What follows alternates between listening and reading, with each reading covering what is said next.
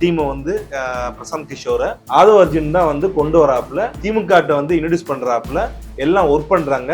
திமுக ஜெயிக்குது. அதாவது திமுக வெற்றிக்கு காரணமே வந்து ஆதவ அர்ஜுன் அப்படின்ற மாதிரி வந்து விகடன் வந்து பாத்தீங்கன்னா இதை ப்ரொஜெக்ட் பண்றாங்க. இது வந்து திமுக வந்து எப்படி இதை பார்க்க போகுதுன்றது தெரியல. ஆதவ அர்ஜுன் வந்து என்ன சொல்றாருன்னா, என் தலைவர் இங்க இல்ல, ஆனா என் தலைவர் வந்து பாத்தீங்கன்னா ஆன்மா இங்கதான் இருக்கு, அவர் ஏன் வரலன்றது எனக்கு மட்டும்தான் தெரியும். இது வந்து ஒரு சக்கர வியூகம் மாதிரி தெரியுது. திமுகக்கு வந்து எதிராக ஏற்படுத்தப்பட்ட ஒரு சக்கர வியூகமாக தான் நான் இதை பாக்குறேன். நான் அந்த திமுக ஆட்சியை வந்து மன்னராட்சின்னு சொல்லி விமர்சனம் பண்ணி அந்த மன்னராட்சியை வந்து நமக்கு கீழே இறக்க வேண்டும் என்று சொல்ற அளவுக்கு விசிகா கட்சியை சேர்ந்த ஆதவ அர்ஜுனுக்கு யார் தைரியம் கொடுத்தது? அது அவருடைய கட்சி தலைவரான தோழர் திருமாவளவர்கள் வந்து கொடுத்ததா? இதே டெக்னிக் வந்து பாத்தீங்கன்னா திமுக வந்து பண்ணுவாங்க. என்ன பண்ணுவாங்கன்னா வந்து துரைமுருகன் வந்து பேச விட்டாங்க. என்ன பேச விட்டாங்க? இவங்க ஒட்டிக்கிட்டு இருக்காங்க. அதே போல தோழர் திருமாவளவர்கள் என்ன பண்றாங்கன்னா, தன்னுடைய கட்சியை சேர்ந்த நிர்வாகியான இந்த ஆதவ அர்ஜுனை வந்து பார்த்தோன்னா பேச வைத்திருப்பாருன்றதான் வந்து நம்ம இதை எடுத்துக்கணும். திமுகவை வீழ்த்துவதற்காக இவங்க ஒரு மூணாவது அணி 2016 வந்து எப்படி வந்து ஒரு மூணாவது அணி மக்கள் நல கூட்டணி ஒன்று ஆரம்பிச்சாங்க பார்த்தீங்களா? அதே போல விஜய் அவர்களும் விசிகாவும் கண்டிப்பா வந்து பார்த்தோன்னா மக்கள் நல கூட்டணி மாதிரி ஒரு கூட்டணியை உருவாக்குறதுக்கு கிட்டத்தட்ட வந்து ஒரு 90% வந்து பேச்சுவார்த்தை முடிஞ்ச மாதிரி தான் ஆதவ அர்ஜுனோட பேச்சு வந்து பார்த்தீங்கன்னா வந்து காட்டுது.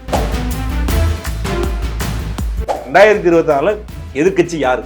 பிஜேபி, ஏடிஎம்கே அப்படின்ற ரேஸ் தான் போய்கிட்டு இருக்கு. தயவுசெய்து இந்த ஒருதாம் ரவீந்திரன் துரைசாமியோட யோசனை எல்லாம் வந்து அண்ணாமலை அவர்கள் வந்து பார்த்தோன்னா காதில் வாங்காமல் செல்வது நல்லது. பிஜேபி தலைவர்களும் காதில் வாங்காமல் செல்வது நல்லது. முதலாக அண்ணாமலை அவர்களுக்கு கவுண்டர் என்று அவருடைய சாதியை சொல்லி விவாதத்தில் பேசியவர் தான் இந்த ரவீந்திரன் துரைசாமி என்கிறவர். இவர் வந்து பார்த்தீங்கன்னா உங்கள் கட்சிக்கும் உங்கள் கொள்கைக்கும் உங்களுடைய எதிர்காலத்துக்கும் ரொம்ப ரொம்ப வந்து பார்த்தீங்கன்னா ஒரு என்ன சொல்றது, ஒரு சந்தேகப்படும் நபராகவே நீங்க பார்க்கறது நல்லது. அனைவருக்கும் வணக்கம். நம்முடன் அரசியல் விமர்சகர் திரு சோழ பாண்டியன் வந்திருக்காங்க. வணக்கம் சார். வணக்கம். இன்று நடந்த அம்பேத்கர் புத்தக வெளியீட்டு விழா, அதாவது விஜய் கலந்துகிட்டாரு, அதில் ஆதவ அர்ஜுன் பேசினாரு.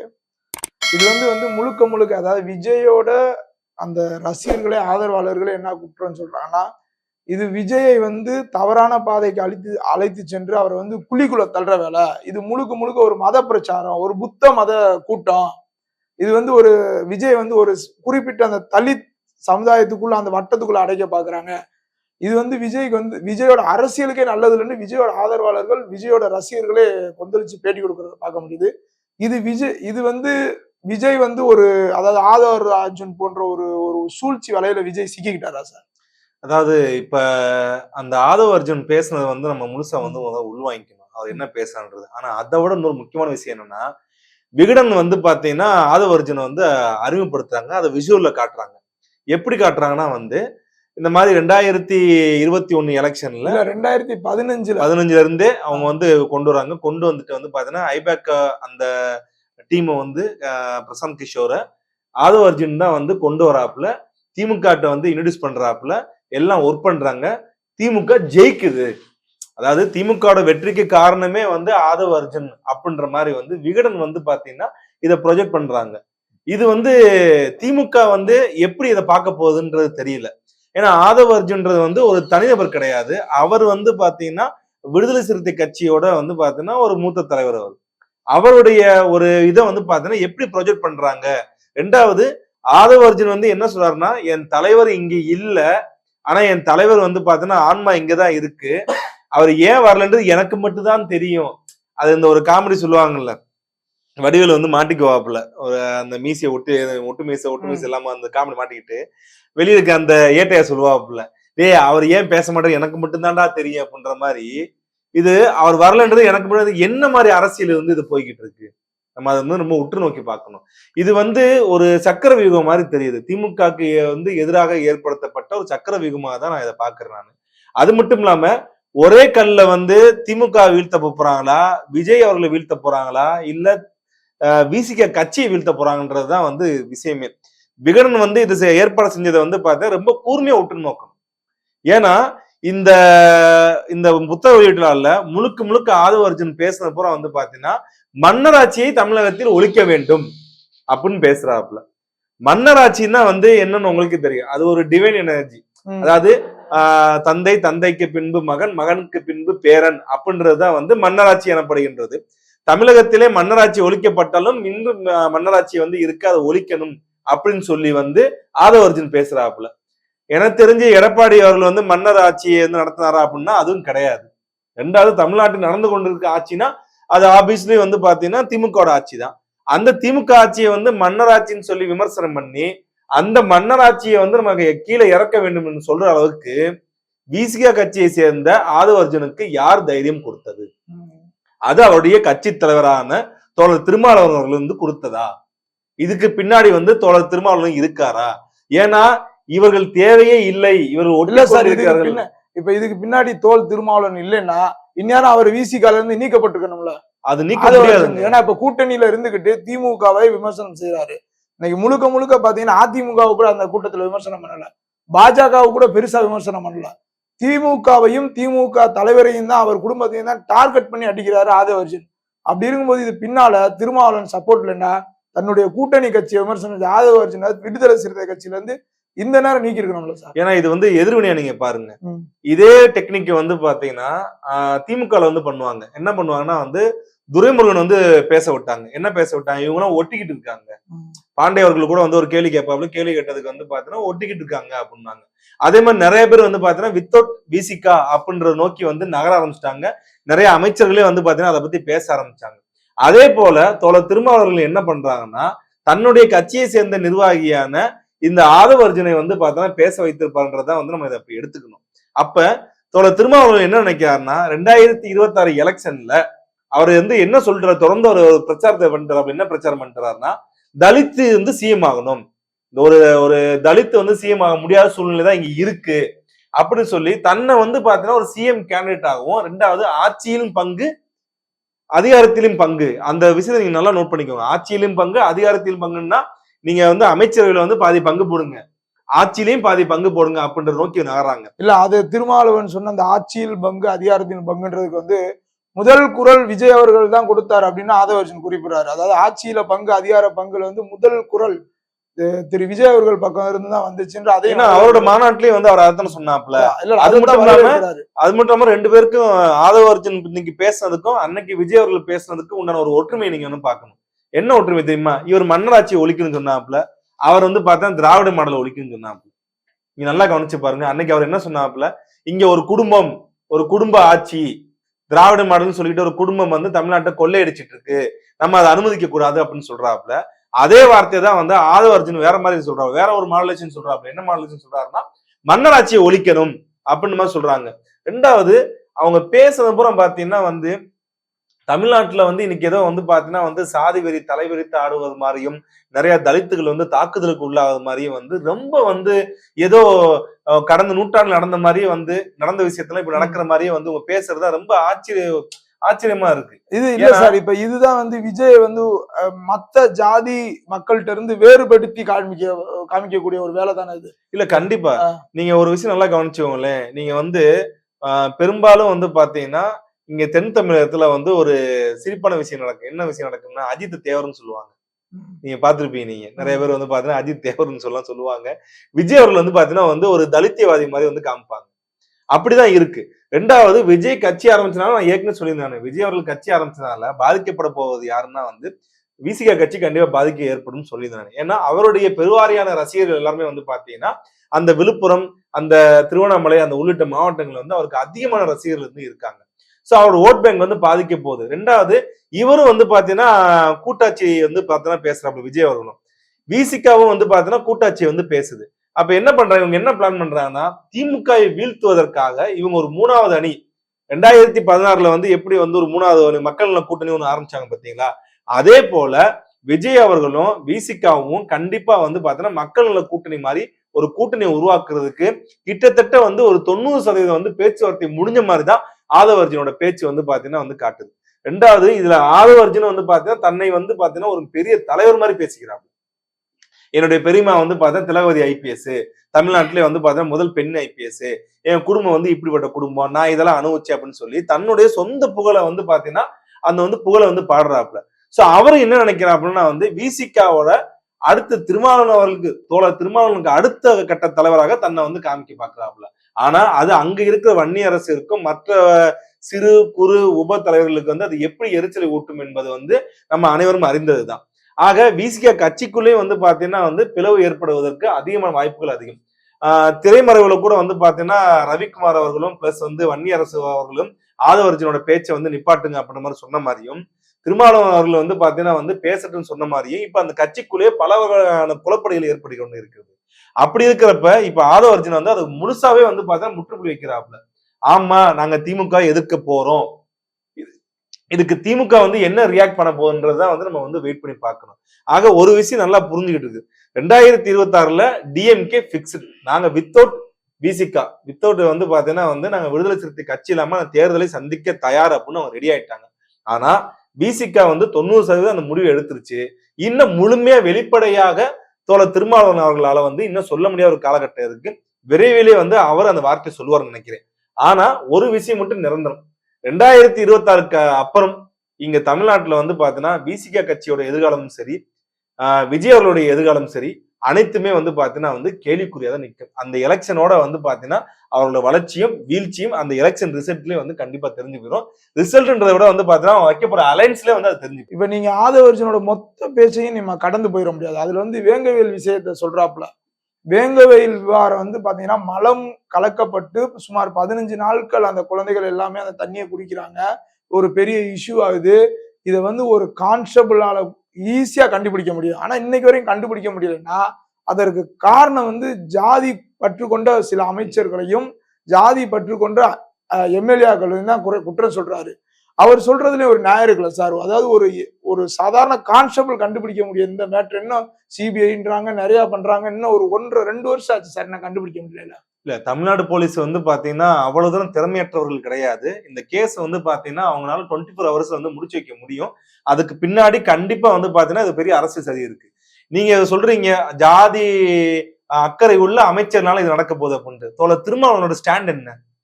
ஏன் அவரால் வந்து பாத்தீங்கன்னா வேங்க வாசலுக்கு எதிராக வந்து ஒரு மிகப்பெரிய போராட்டத்தை வந்து செய்ய முடியாதா? தன்னை வந்து பாத்தீங்கன்னா வந்து ஒரு ப்ளூ கலர் கோர்ட்டு போட்டு ஒரு மிகப்பெரிய தலைவரா வந்து பாத்தீங்கன்னா வந்து எத்தனையோ ஃபங்க்ஷன் வந்து பண்றாங்க, எத்தனையோ விஷயம் செய்ய சொல்றாப்புல. இல்ல ஏன் அவங்க கட்சிக்காரங்க நினைச்சாங்கன்னா வந்து தாராளமா வந்து புதுக்கோட்டையில இருக்கிற அந்த வேங்கை வயல் கிராமத்திலேயே மிகப்பெரிய போராட்டம் நடத்திருக்கலாம்ல, ஏன் நடத்த முடியல? இதே இது வந்து பாத்தீங்கன்னா வேற ஒரு ஆட்சி காலமா இருந்தா அவர் என்ன பண்ணிருப்பாப்புல, அதை யோசித்து பாருங்க. ரெண்டாவது, இந்த திடல் இருக்காங்க பெரியார் திடல் இருக்கிற அந்த போராளி பூரா எங்க போயிட்டாங்க? மதிமாறன் எங்க போனாப்புல? எவிடன்ஸ் கதிர் எங்க போனாப்புல? இந்த வன்னியரசு எங்க போனாப்புல? இவங்க எல்லாருமே வந்து எங்க போனாங்க? ஏன் இதை பத்தி பேசவே இல்லை? திராவிட கழகத்தின் தலைவர் ஆசிரியர் வீரமணி அவர்கள் ஏன் அதை பத்தி பேச மாட்டாங்க? ஏன் இன்னைக்கு வரைக்கும் வந்து இதை முடிச்சு வைக்க போட முடியாம இருக்கு? ஆக நீங்க அமைச்சர்கிட்ட போறது ரெண்டாவது விஷயம். முதல் இந்த பெரியார் திடல்ல என்ன நடந்துகிட்டு இருக்கு? அப்ப பெரியார் திடல் என்பது வந்து பாத்தீங்கன்னா அங்கேயும் வந்து சாதிரியா தான் பாக்குறாங்களா? எந்த சாதி செய்யுதோ அதை வச்சுதான் வந்து அதை கொண்டு போறாங்களா? அப்ப இது வந்து பாத்தீங்கன்னா முழுக்க முழுக்க வந்து இது வந்து ஆதவர்ஜன் பேசுனது வந்து பாத்தீங்கன்னா முழுமையா வந்து ஒரு விஷயம் வந்து புரிபடுது. என்ன புரிபடுதுன்னா, திமுக அரசாங்கம் தலித்துக்கான அரசாங்கம் இல்லை, அது ஒரு சாதி ரீதியான அரசாங்கம், ஆதிக்க சாதிக்கான அரசாங்கம். தலித்துகளுக்கு வந்து பாத்தீங்கன்னா வந்து பாதுகாப்பு இல்லை, தலித்துகளுக்கு பாதுகாப்பான சூழ்நிலை உள்ள அரசாங்கத்தை உருவாக்கணும் போது அவர் பேசியிருக்காப்புல. நீங்க அந்த காணொலியை ஃபுல்லா எடுத்து பாத்தீங்கன்னாலே தெரியும். ஆக இது வந்து எந்த மாதிரி அரசியல் கொண்டு போய் முடியும்னு பாத்தீங்கன்னா இன்னொரு 6 மாதத்துல இதுக்கு ஒரு முழுமையா வந்து பாத்தீங்கன்னா நம்மளுக்கு ஒரு கிளியர் ரிப்போர்ட் வந்துடும்.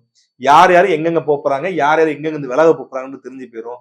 அதனால நம்ம போற இந்த அரசியல் போக்குன்றது பாத்தீங்களா, ரெண்டாவது அண்ணாமலை அவர்களுடைய வருகை, அவருடைய வந்து பாத்தீங்கன்னா ஸ்டேட்மெண்ட், அவர் வந்து விஜயை பத்தி பேசுற ஸ்டேட்மெண்ட் நல்லா கவனிச்சு பார்க்கணும். இது எல்லாத்தையும் எடுத்து பார்த்தோம்னா மிகப்பெரிய ஒரு 2026ல மிகப்பெரிய ஒரு பிரளயம் ஏற்படும்.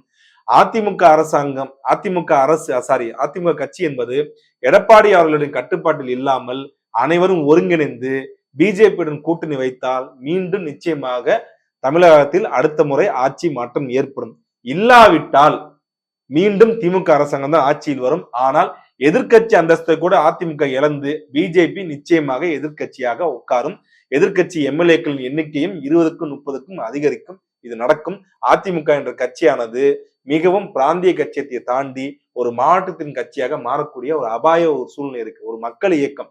ஆக பிஜேபி கட்சி தலைவர்களும் சரி, அதிமுக மூத்த தலைவர்களும் சரி அந்த கட்சியை ஒருங்கிணைக்கும் வேலையை செய்தார்கள் என்றால் மீண்டும் திமுக ஆட்சி வராது. இல்லை என்றால் நான் அடிக்கடி சொல்லிட்டு வரேன், 2026 டிஎம்கே கன்ஃபார்ம், எதிர்க்கட்சி யாரு, பிஜேபியா ஏடிஎம்கேவா அப்படின்ற ரேஸ் தான் போய்கிட்டு இருக்கு. தயவு செய்து இந்த ஒருதாம் ரவீந்திரன் துரைசாமியோட யோசனை எல்லாம் வந்து அண்ணாமலை அவர்கள் வந்து பார்த்தீங்கன்னா காதில் வாங்காம செல்வது நல்லது. பிஜேபி தலைவர்களும் காதில் வாங்காம செல்வது நல்லது. முதலாக அண்ணாமலை அவர்களுக்கு கவுண்டர் என்று அவருடைய சாதியை சொல்லி விவாதத்தில் பேசியவர் தான் இந்த ரவீந்திரன் துரைசாமி என்கிறவர். இவர் வந்து பாத்தீங்கன்னா உங்கள் கட்சிக்கும் உங்கள் கொள்கைக்கும் உங்களுடைய எதிர்காலத்துக்கும் ரொம்ப ரொம்ப வந்து பாத்தீங்கன்னா ஒரு என்ன சொல்றது, ஒரு சந்தேகப்படும் நபராவே நீங்க பாக்குறது நல்லது. இப்ப விஜய் இருக்காருல்ல சார், விஜய் வந்து தவறா வழி நடத்துறாங்களா இல்ல விஜய்க்கு எதுவுமே தெரிய மாட்டேங்குதா சார்? ஒர்க் ஃப்ரம் ஹோம் தாங்க. இல்ல இப்ப இன்னைக்கு நடந்த நிகழ்வுல நான் ஆல்ரெடி சொல்லிட்டேன். ஆமா, இல்ல இன்னைக்கு நடந்த நிகழ்வுல பாத்தீங்கன்னா பெரியார் அம்பேத்கர் சிலைகள் அவர் கையில கொடுக்க போகுது. அப்ப அவரோட சித்தாந்தம் தான் என்ன சார், கொள்கை தான் என்ன சார்? ஏன்னா ஒட்டுமொத்த தமிழகமே பெரியார் ஏத்துக்கிட்டவங்க கிடையாதுல. நீங்க பெரியார தூக்கி பிடிக்கும் போது அதோட எதிர்ப்பாளர்கள்லாம் நீங்க வந்து உங்களுக்கு எதிராக இல்ல. எனக்கு தெரிஞ்சு இதோட வந்து இவர் தேவர் சிலைக்கு வந்து பாத்தீங்கன்னா இவர் வந்து பவ்யமா நின்று கும்பிட்டு அதுக்கு வந்து ட்விட்டர்ல வந்து பாத்தீங்கன்னா வந்து தேசிய தலைவர் மசவன் முத்துராமலிங்க தேவர்னு சொல்லி எல்லாம் வந்து ஒரு வாழ்த்துலாம் தெரிவிச்சிருந்தாப்ல தேவர் குரு பூஜைக்கு. இல்ல போட்டோ, ஒருவேளை போட்டோலாம் அதான் போட்டோ வீட்டுல வச்சு வணங்கி இருந்தா அதுவுமே பாத்தீங்கன்னா கடும் எதிர்ப்பு வந்ததுக்கு அப்புறம் ஒருவேளை அதோட ஒரு எதிர்வினையா கூட வந்து இது செஞ்சிருக்கலாம். அது மட்டும் இல்லாம விஜய் அவர்கள் வந்து பாத்தீங்கன்னா இவர் முழுக்க வந்து பாத்தீங்கன்னா இவர் தலித்திய சிந்தனை கொண்டவர் அப்படின்னு சொல்லி வந்து அவரை மடைமாற்றி கொண்டு போறாங்க. ரெண்டாவது அவர் தயவு செய்து வந்து பாத்தீங்கன்னா let him come to the field. அவர் ஃபீல்டுக்கு வரணும். அதை விட்டுட்டு வந்து ஒர்க் ஃப்ரம் ஹோம்ல இருந்தாருன்னா இதை நடக்கதான் செய்யும். ஏன்னா நல்லா கவனிச்சு வரல, ஆதவர்ஜுன் பேச பேச விஜய் அவர்கள் முகம் மாறிட்டே போகுது. அவர் என்ன சித்தாந்தத்துல இருக்காப்புல எதை நோக்கி போறாருன்றதே வந்து தெரியல. ஆதவர்ஜுன் பேச பேச இவரு புஷி ஆனந்த் ரொம்ப மகிழ்ச்சியா உள்ள சார். புஷி ஆனந்த் மகிழ்ச்சியா இருந்தாருன்னா அப்ப நீங்க யோசித்துக்கோங்க. நீங்க அந்த கேள்விக்கு வந்து உங்கள்கிட்ட விட்டுறேன் நானு. விஜய் அவர்கள் வந்து பாத்தீங்கன்னா வந்து சதியில விழ போறாப்புல, விஜய் அவர்கள் யாரை இயக்குறாங்கன்றது நீங்களே முடிவு பண்ணுங்க. அவ்வளவுதான் விஷயமே. புஷி ஆனந்தனால வந்து அந்த விஜய் ரசிகர்கள் எவ்வளவு தூரம் பாதிப்புக்கு உள்ளானாங்கன்றது உங்களுக்கு நல்லா தெரியும். அந்த மீட்டிங் நடந்து முடிஞ்சோடனே பாதி விஜய் ரசிகர்கள் அந்த வெளியே வந்தவங்களே அந்த அதாவது இதுல இருந்து நாங்க வெளியேறோம்னு வர்றாங்க சார். நீங்க விஜய் வந்து பாத்தீங்கன்னா ரசிகர்கள் வந்து மக்கள் தலைவரா பாக்குறாங்களா இல்ல வந்து பாத்தீங்கன்னா தலித்துகளுக்கு வந்து பாதுகாக்கும் தலைவரா பாக்குறாங்க சார்? நிகழ்ச்சியே பாத்தீங்கன்னா அம்பேத்கர் அனைத்து மக்களுக்கான தலைவர் தான். ஆனா இன்னைக்கு விஜயவே ஒரு தலித் சமூகத்துக்கான தலைவர் மாதிரியா தானே சார் இந்த இது ப்ரொஜெக்ட் பண்ண. அதான் சொல்ல வரேன் நானு. அவங்க ரசிகர்கள் வந்து பாத்தீங்கன்னா விஜயை வந்து ஒரு மக்கள் தலைவரா பார்க்க விரும்புறாங்க, மக்கள் தலைவரா தான் பாக்குறாங்க. ஆனா அவர் இந்த இது வந்து அதுக்காண்டி விஜய் அவர்கள் வந்து பாத்தீங்கன்னா வந்து தலித்தியத்தை வந்து பேசக்கூடாது, தாழ்த்தப்பட்ட மக்களுக்காண்டி பேசக்கூடாதுன்னா சொல்ல வரல. அதுவும் ஒரு பார்ட். இன்னைக்கு தமிழ்நாடு அரசாங்கம் வந்து பாத்தீங்கன்னா இது ஒண்ணு மட்டும் தான் இல்ல சார். இன்னைக்கு எங்க சார் அடக்குமுறை இருக்கு தமிழ்நாட்டுல? இன்னைக்கு வந்து பாத்தீங்கன்னா ஆதவர்ஜுன் பேசுறத பார்த்தா பிற சமூக மக்கள் எல்லாம் போய் தலித் மக்களை வந்து அடிக்கிற மாதிரியாவும் ஒடுக்கி வச்சிருக்க மாதிரியாவும் கிட்டத்தட்ட 1000 வருடங்களுக்கு முன்பு நடக்கிற அந்த சில விஷயங்களை சொல்ற மாதிரி அவளை இப்ப இன்னைக்கு இருக்கிற தமிழ்நாட்டில் நடக்கிற மாதிரி. இன்னைக்கு வந்து பாத்தீங்கன்னா கோவில் அசிங்கமான சிலை எல்லாம் இருந்துச்சுன்னா கோவில் சொன்னது யாரு சொல்லுங்க? ஐ எம் சாரி ஐப்பான்னு பாட்டு பண்ணது யாரு? இங்க இருக்கிற வந்து பாத்தீங்கன்னா வந்து இந்துக்கள் யாராவது வந்து பாத்தீங்கன்னா வந்து இஸ்லாமிய கடவுள்களையோ இஸ்லாமியர்களையோ இஸ்லாமிய மார்க்கத்தையோ ஏதாவது இழிவா பேசுறாங்களா? கிறிஸ்தவ மதத்தை பத்தியோ கிறிஸ்தவ மதத்துல இருக்கிற கடவுளை பத்தி இழிவா பேசுறாங்களா? ஆனா இங்க எல்லாம் யார் பண்ணிக்கிட்டு இருக்கா? அதெல்லாம் யோசித்து பாருங்க. பசுமன் முத்துராமலிங்க தேவரையும் சரி மத்த தேசிய தலைவர்களும் சரி தவறான பாதையில பேசுறது யார் பேசுறாங்க? இந்த மாதிரி கருத்து சுதந்திரம் பேர்ல வந்து இவங்க பேசுறாங்க. அப்படி இருக்கிறப்ப வந்து ஆதவர்ஜுன் வந்து பாத்தீங்கன்னா அப்படி தமிழ்நாட்டுல ஏதோ வந்து தலித்துகளுக்கு பாதுகாப்பு இல்லாத ஒரு சூழ்நிலை உருவான மாதிரி வந்து பேசுறது மிகைப்படுத்தப்பட்டதா தான் நான் பாக்குறேன் நானு. இது வந்து ஒரு ஆரோக்கியமான அரசியலா வந்து பார்க்க முடியாது. இப்ப வந்து நடிகர் விஜய் வந்து சிஏஏ என்ஆர்சி இதெல்லாம் வந்து ரத்து செய்யணும் அப்படின்ற அறிக்கை விடுறாரு. ஆனா இப்ப வந்து சிஏஏ அந்த குடியுரிமை சட்டம்லாம் வந்த பின்னாடிதான் பாத்தீங்கன்னா காஷ்மீர் போன்ற மாநிலங்கள்லாம் பாத்தீங்கன்னா ஒரு அமைதியான சூழல் இருக்கு. அப்ப வந்து விஜய்க்கு பின்னாடி எது அந்நிய சக்திகள் இருக்கா சார்? இல்ல, இங்க தமிழ்நாட்டுல வந்து தமிழ்நாட்டை தமிழர் ஆள வேண்டும் சொல்றதே வந்து பாத்தீங்கன்னா யார் தமிழ, நீ தமிழனா, எதை வச்சு நீ தமிழன்னு சொல்லி கேட்கறன்னு சொல்லி 1008 கேள்வி கேட்கறவங்கள்ட்ட இந்தியர் யார் என்பதுக்கு ஒரு கேள்வி இருக்குல்ல, ஒரு வரமுறை இருக்குல்ல. அந்த வரமுறை வந்து பாத்தீங்கன்னா இவங்களுக்கு புரிதல் இருக்குமா?